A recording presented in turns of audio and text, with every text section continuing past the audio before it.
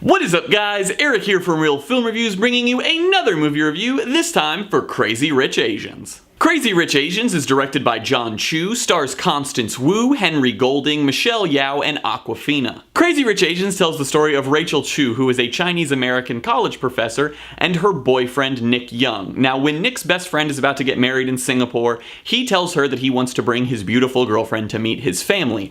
But upon them sort of on their way there, she finds out that his family comes from impossible wealth. They are exceptionally, insanely wealthy, and she doesn't really know what to do with that information, being as she was raised by a single mother. So she has to deal with all of the cultural aspects of his family and that all of the people in his life kind of judging her as her being a commoner and him coming from almost this family that's considered royalty. I think Jon Chu actually does a fantastic job with the direction of this movie. The whole thing of the story of this film is that his family is so insanely rich that it's almost impossible to comprehend. And I think the style in which he directed this film very much showcases that. The way in which he shows off just the true elegance and size of their wealth in every single scene is so very important to the story because it plays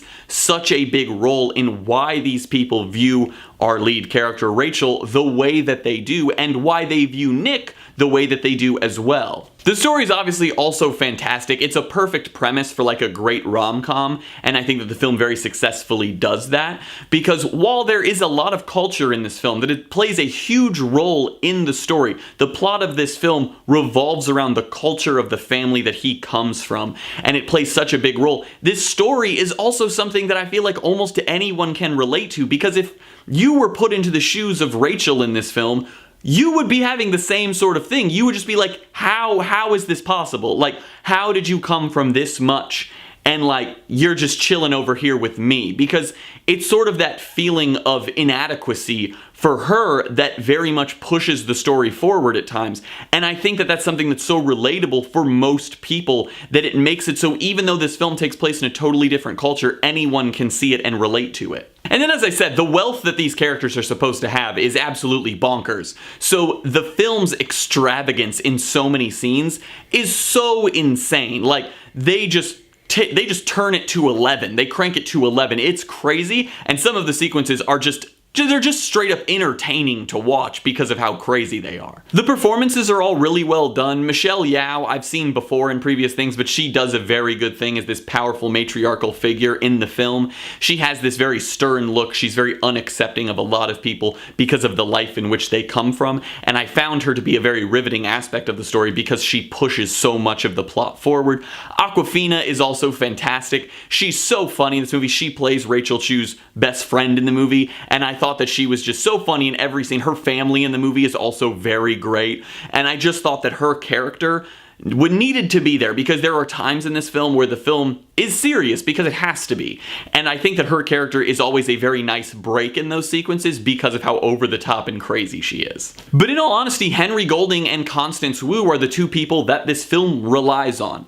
They're the people that this movie is based on. It is their relationship that we are watching on screen, and I have to say, it's fantastic. The two of them do such a good job. They both feel so real in these roles. They feel like they are in a real relationship that has struggles, but also has a lot of fun and great moments. And it felt so realistic that it actually made me feel engrossed in their relationship. And the fact that they were able to do that in some rom-com that's just supposed to be about this girl whose boyfriend is crazy rich was really great. It was nice to see the story actually be invested in their relationship and actually make that feel so important. The movie's also just straight up funny. As I said, Awkwafina is really, really funny in this film, but honestly, as a whole, the movie just has a lot of really great comedy in it, and I'm sure that there are some jokes that flew over my head, like cultural jokes that I just didn't get, but that almost makes me want to rewatch it so I can catch those jokes and like maybe look up what they mean or something, because this film has so much culture invested in its story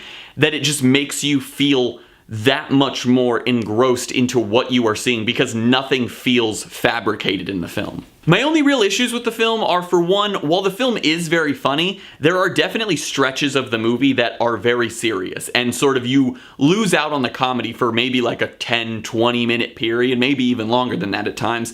And I think that that comedy is so necessary because of how realistic the story feels. You have to kind of break it up, otherwise it can drag a little bit.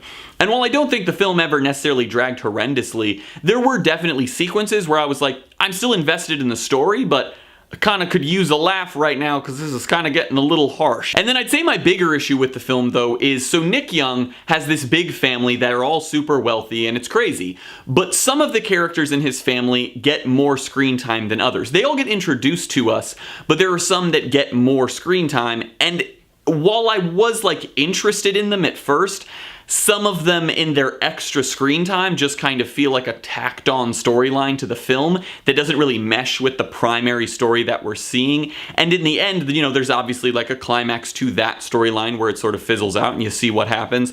And I just kind of didn't really care that much because I felt like that storyline was very, very predictable. And it was something where when the, you know, big moment actually happened, I was just kind of like, yeah, I kind of expected that. And I just never really cared in the first place. So I think that if they wanted to do that, they should have had those characters feel like primary characters, not just like this tacked on side story. I'm gonna give Crazy Rich Asians a B. This movie was just a lot of fun. It has a lot of culture and comedy and good moments, and honestly, if you just want to go to the theater and see a nice, fun rom-com, go check this movie out because you'll have a good time. Well guys, as always, I'm Eric. If you enjoyed this video, please do like, subscribe, comment down below what you thought of Crazy Rich Asians, share everything we do here on Real Film Reviews, and I hope to see you guys later.